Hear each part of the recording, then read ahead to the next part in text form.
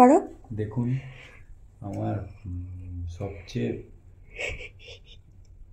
বলো না। ওয়াইফ আমাকে একটা চিঠি লিখেছে, সেটা পড়ে শোনাচ্ছি, সবাই দেখুন। 1 বছর আগে আজ থেকে তুমি আর আমি অফিসিয়ালি হাজব্যান্ড অ্যান্ড ওয়াইফ হয়েছিলাম। ঠিক এইভাবে আমরা দুজন একসাথে হাসি খুশিতে আনন্দ করে কাটিয়ে দেব সবাইকে নিয়ে। I promised you happy registry marriage anniversary. Thank you, same to you. কাটো।